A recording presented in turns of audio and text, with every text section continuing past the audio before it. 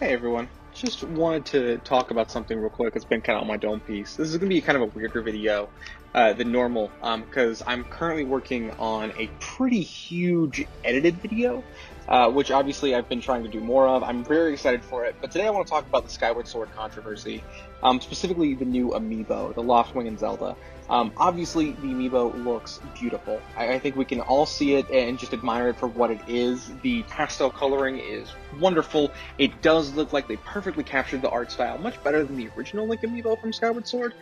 This one looks like it's straight out of the game, and I just think they knocked it out of the park. But this is not to kind of, promote or highlight the greatness of the amiibo, but rather the issue with the game design as a result.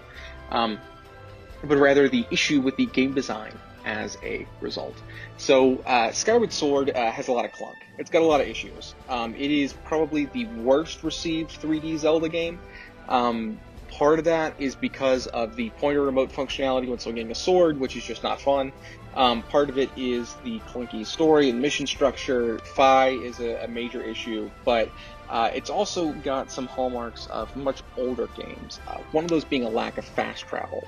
To alternate between the two dimensions, the land and the sky, you had to go to a specific point and then switch in between, and that's where the amiibo comes in. The amiibo basically gives you fast travel. And this is where the controversy really comes into place, is that fast travel really shouldn't be locked behind functionality like that. You shouldn't have to pay to fast travel in a game. You should automatically be able to fast travel in a game. But there's some other issues too. Not only is it basically $25 to be able to switch between the sky and the land at will, but also it's $25 most people won't be able to spend. If you're familiar with amiibo shortages, you know that it's going to be damn near impossible for anyone to get their hands on this. You look at the Monster Hunter amiibos, that was a big controversy. They didn't get there till super late. If you look on eBay right now, I think the Skyward Sword Zelda and Loftwing amiibo is going for somewhere between like $75 and $110, which is crazy. That's obviously way too much. Like 120 I'm even seeing it for, which is absolutely insane. Just because of how effective scalpers are. Scalpers actually got the Skyward Sword Joy-Cons, which I ended up buying off of thanks to my tax return. But I had to pay scalper prices, which sucks. It's really, really, really, really frustrating as a collector, as a gamer, and so not only are you going to limit access of a fundamental aspect of a game, a fundamental mechanic that should be in the base game, you're going to limit it behind a paywall that most people can't pay for.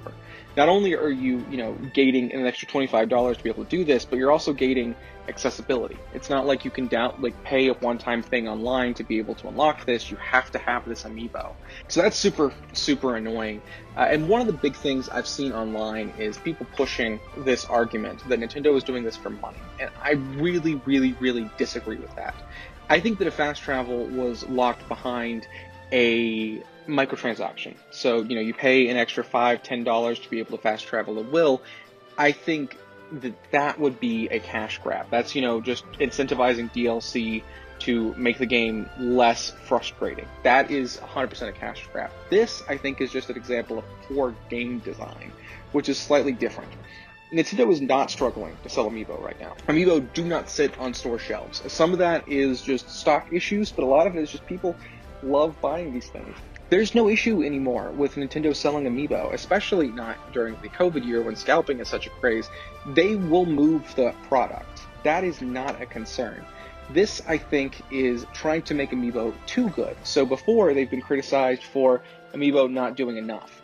Monster Hunter Rise is a great example. Love the game, love the amiibo. The amiibo do very little. All they get you is layered armor sets, which is purely a cosmetic difference. You don't even get any real bonus in the game. You can just look a little bit cooler. This one adds in a mechanic that should have been in the game already, and the problem is it's too good.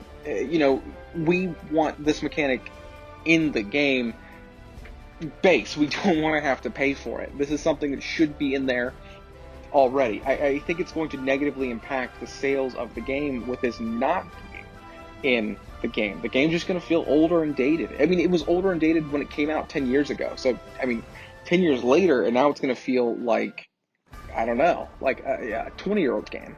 This is something we'd expect from like a GameCube era game, definitely not a Wii game, and for sure not a Switch game. So that's going to be interesting. I've spoken previously about my excitement for Skyward Sword, why I think it's coming, what I think it means, but I think this is a huge misstep. I think Nintendo really dropped the ball, but I don't think it's for the reason that I'm seeing discussed. A lot of people are kind of attributing this to Nintendo looking for money, and I don't think that's entirely fair. I think you can criticize the game design and the intent without jumping to an illogical conclusion like we're seeing. So I wanted to kind of try and shape the discourse. That's why I made this video real quick, just to kind of go over what I'm seeing, what I think is realistic, what is not realistic, and just kind of talk in a way on this channel where I have a small platform. So let me know if you agree with me. I'm very interested to see kind of what everyone's thoughts are, if anyone actually cares about this. Let me know, obviously with a like, if you like these kind of videos. There will be a couple more coming up for my big project video, I think. It's just taking so long that I don't want to rush it. It's a video I'm excited for. I don't know how it's going to do. I don't know if anyone's going to care, but I'm really excited for it to exist.